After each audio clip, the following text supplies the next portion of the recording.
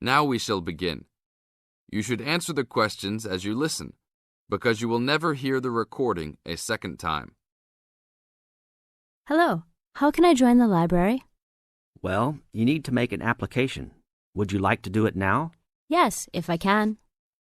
One moment and I'll get the form. Now, I just need to ask you a few questions before you sign at the bottom.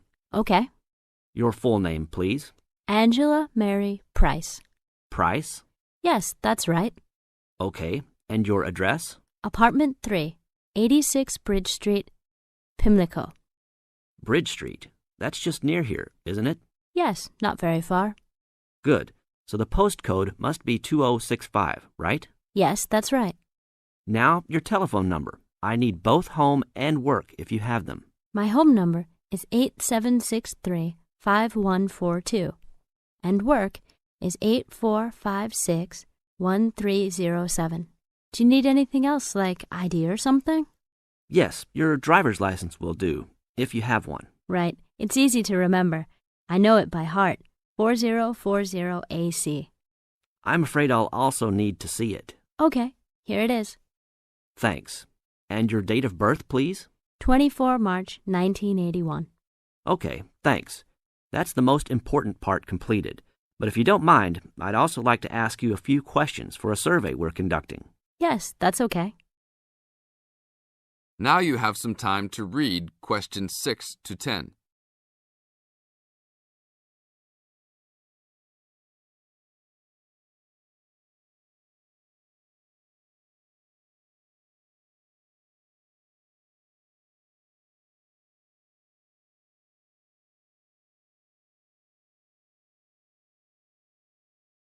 As the conversation continues, answer questions 6 to 10.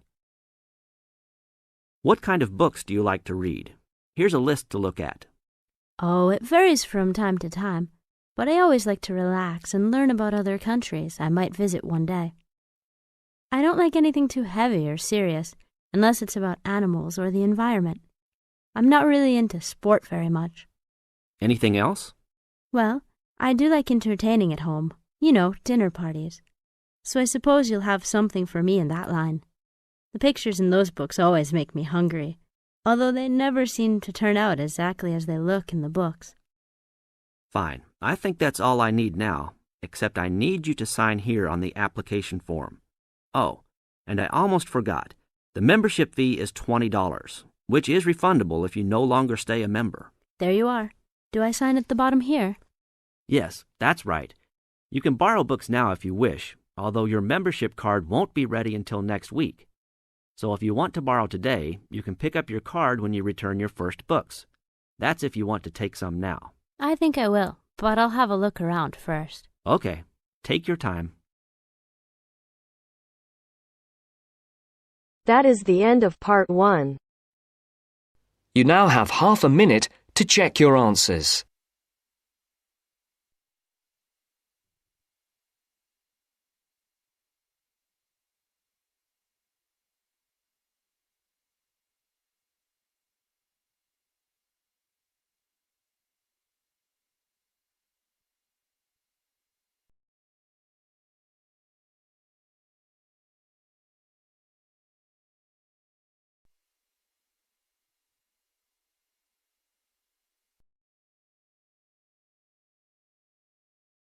Now turns to part 2. Part 2. You'll hear someone talking to a group of university students. First, you have some time to look at questions 11 to 17.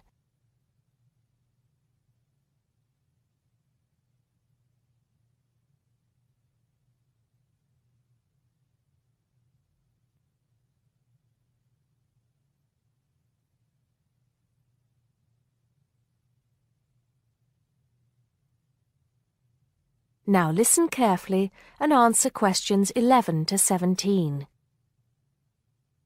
Good morning, everybody, and welcome to Upton University. I hope you are settling in and beginning to find your way around. I know how confusing it can be when you start life at university, and that's why we have Freshers Week to help you find your feet. Before I go any further, I should perhaps introduce myself. My name is Sally Jackson, and I am the Secretary of the Students' Union, which has organized this week of events for you. You will usually find me in the office on the first floor of this building when I'm not attending lectures. Anyway, down to business. Of course, there are a few things that you are obliged to get done during your first week here. But once you've opened a bank account, if you haven't got one already, seen your director of studies to discuss which courses you are going to take, and signed up with a doctor, there will be plenty of time left to enjoy the events we have arranged for the week. And have we got a lot lined up for you? Throughout the week from Monday to Friday, every morning starting at 10 a.m., there will be orientation and welfare events. These will include tours of the campus, which, as you have probably noticed, is the size of a small town with 9,000 residential students, as well as sessions on developing study skills. We also have tours of Upton itself arranged for you, with a bus leaving from outside this building every afternoon at 5 o'clock.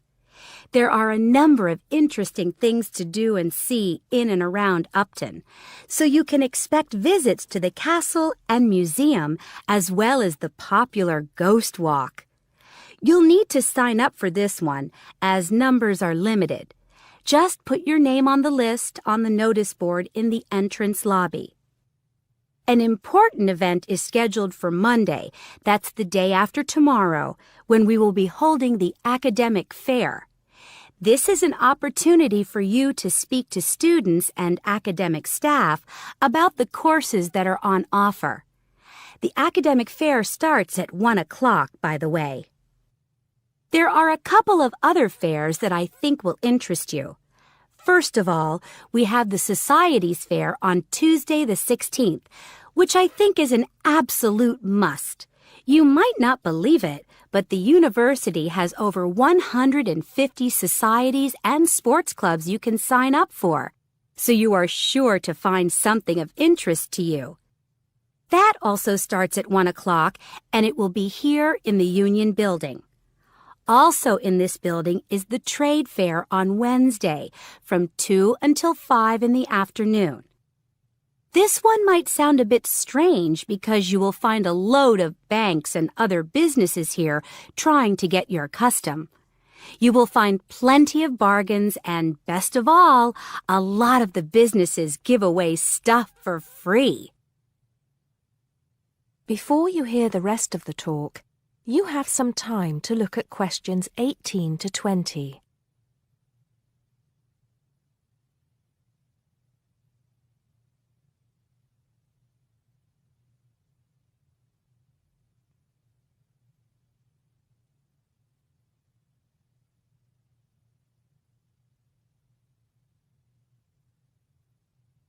Now listen and answer questions 18 to 20.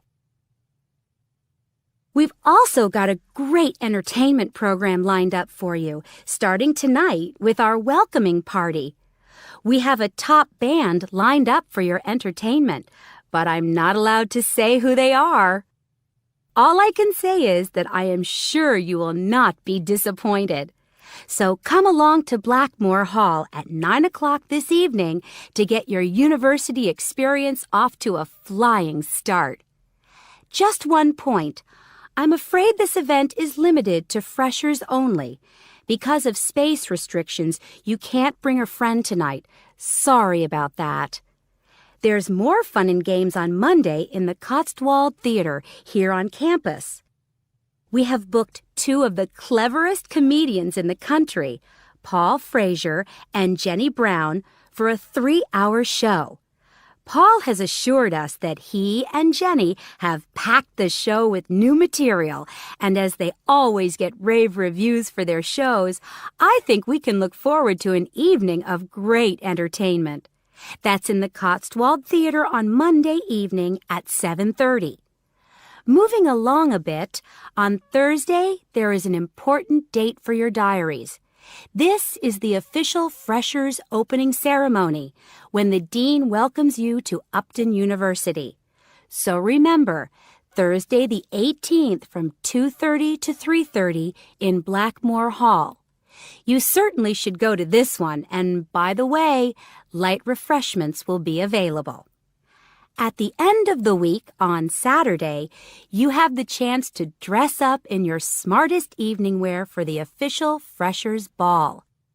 Actually, although it's called a ball, it is quite a relaxed affair, so we are more than happy if you turn up wearing jeans and a t-shirt. The important thing is to relax and enjoy yourselves. Time and place are the same as for this evening's party. Blackmore Hall from 9 in the evening to 3 o'clock in the morning. Right. I think I've covered the most important and exciting events we have lined up for you, but there will be plenty of other things going on throughout the week, so remember to check the notice board in the entrance lobby regularly. Enjoy the rest of the day, and I look forward to meeting as many of you as possible this evening at the welcoming party. That is the end of part 2. You now have half a minute to check your answers.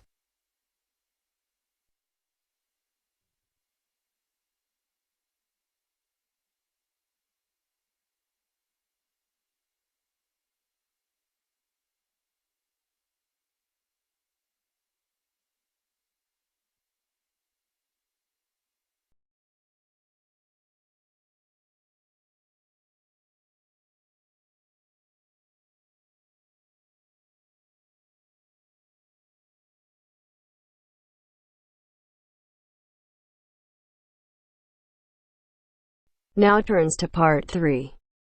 Part 3. You will hear a discussion between students Maria and Jack.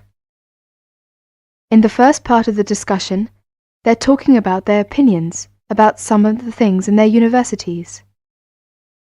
First, you have some time to look at questions 21 to 26.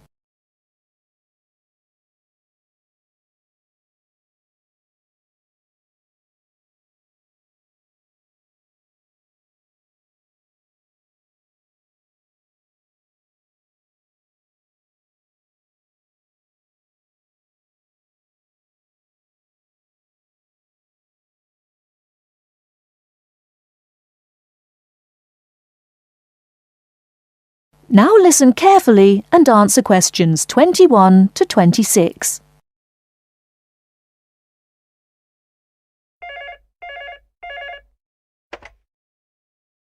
Two four one 4331.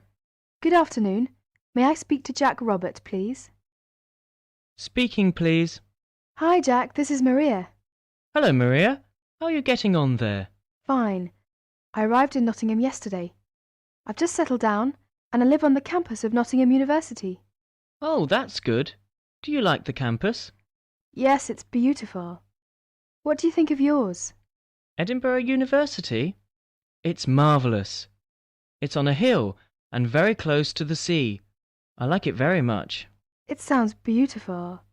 Jack, what's the weather like there? Oh, it's fine and sunny. It's said that the weather here is very nice in summer, but awful in winter. What's the weather like in Nottingham? Well, it's a bit depressing. It's been raining since yesterday. I can't go out, so I have to stay in my room. What about your room? Is it a nice one? Yes, it's small and elegant. How about yours? Mine is an ordinary one. It's a twin study room. I share it with one of my classmates. He's intelligent and very friendly. We're getting on quite well. How's your roommate? She's very nice, but a little bit quiet. She likes reading and seldom speaks. By the way, do you like the Scottish food there? Oh, I like it. It's very delicious. Oh, really? I don't like the food here. It's disgusting. It has no taste. I have to cook for myself in my room. Well, Maria, as the saying goes, when in Rome, do as the Romans do. Come on, don't be too choosy. Oh, someone's at the door. I have to answer it, Maria. I'll call you this evening. Bye. Bye. Ellen, a student union officer, is conducting a survey about the university facilities. She is asking 2 students about their opinions. Before you hear the rest of the talk, you have some time to look at questions 27 to 30.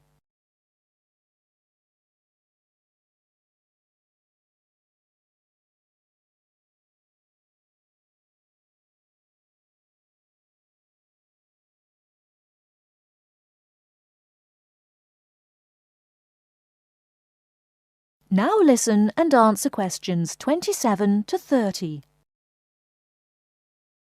I'm Alan, and I work for the Student Union. Now, I'd like to hear your opinions about a few things in the university. We've asked for some volunteers to help us conduct this survey into how satisfied students are with the university facilities. First of all, let's take the lecture rooms.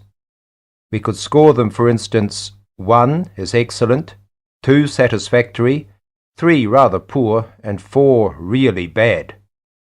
Robert, you first, please. What do you think about the lecture rooms here? Not so good, I'm afraid. I would score 3. They're too small for one thing. Sometimes we can hardly find a seat. Yes, but that doesn't happen very often. Personally, I think they're all right. They're comfortable and the acoustics are quite reasonable. It doesn't matter where you sit, you can always hear the lecture. I would give 2 for them. How do you feel about the car parking facilities? Are they adequate? You must be joking.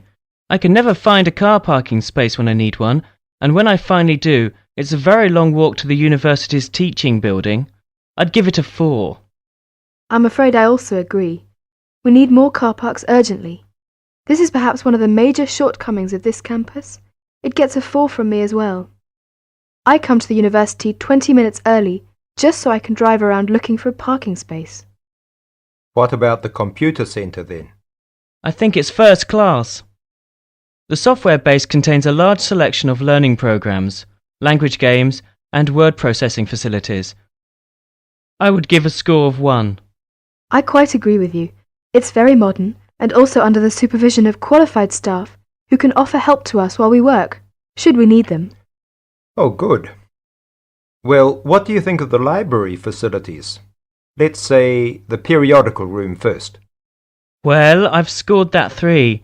I'm sorry to have to say, but, I think the room has poor lighting, and I'm disappointed about that. I've given it a score of 1. As far as I'm concerned, it's excellent and well stocked. Thank you, Robert and Mary.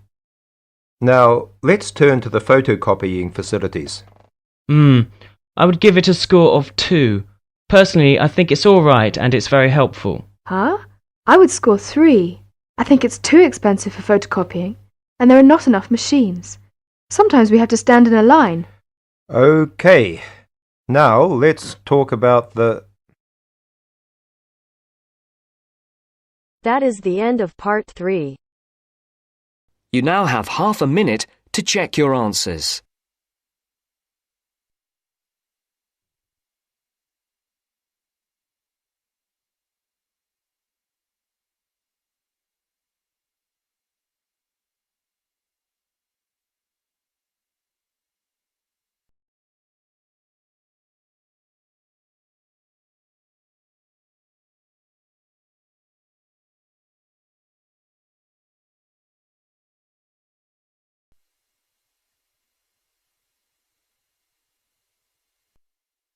Now turns to part 4.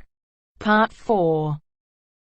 You are going to hear a lecture about the geographic information about Australia. You now have some time to read questions 31 to 40.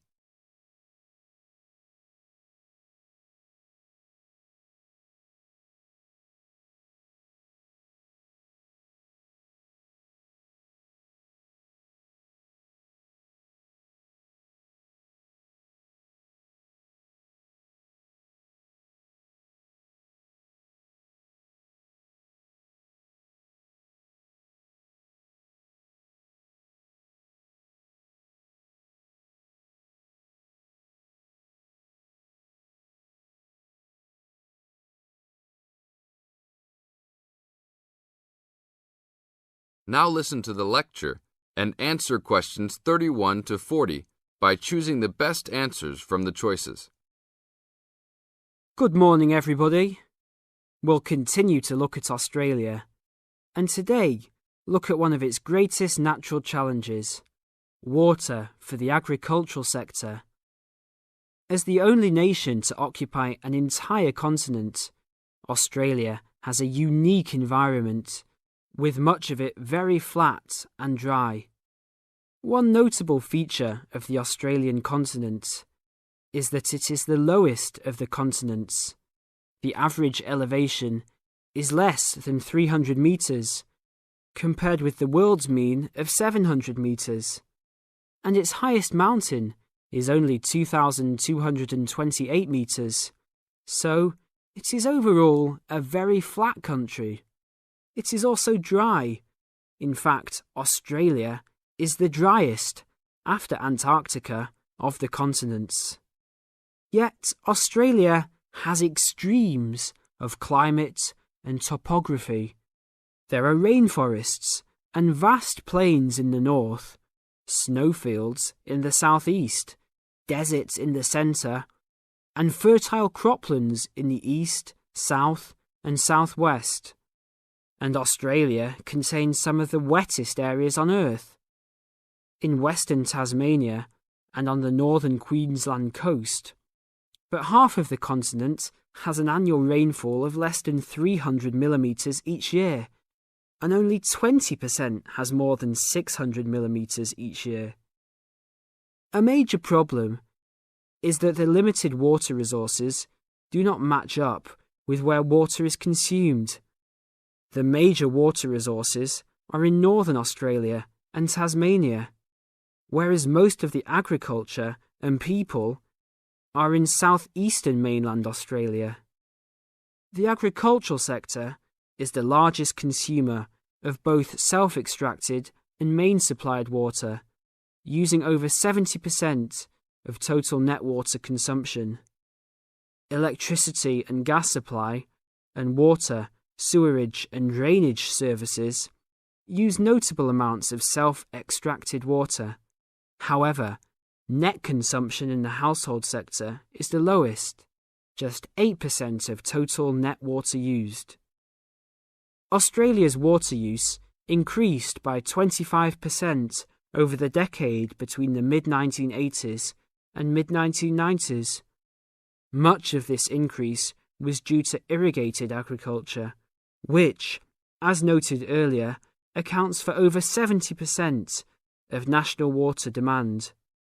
Since the mid-1990s, the growth and profitability of irrigated agriculture has outstripped the dryland agriculture sector. Irrigated commodities contributed almost a third of total farm exports in the mid-1990s. The results of a special government report in 2000 showed that if today's water use arrangements continue, the water needs of the rural industries will outstrip water availability by about 2020. Irrigated agriculture, Australia's major water-using sector, would be seriously affected by the shortfall. And although groundwater underlies large areas of Australia, it accounts for only 4% of water use.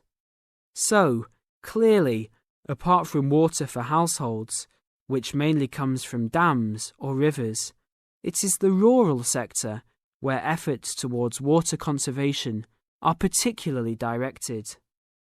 In this sector, the largest consumers of water are the meat and wool industries. One of the major problems in considering sustainable agriculture is the large amounts of irrigated water used to produce these products. Some of the crops, such as wheat, maize, and soybeans, also use a lot of water. Furthermore, many crops are grown in dry areas, where up to half the available water evaporates from the soil surface or seeps down too low into the ground for the plant roots to reach it. Well, that's all we have time for this morning. You will be able to do further study on this topic in the library, and I have a handout here with references for those who want to come out to the front to collect it. Next week, we'll look at outback farming and... That is the end of part 4. You now have half a minute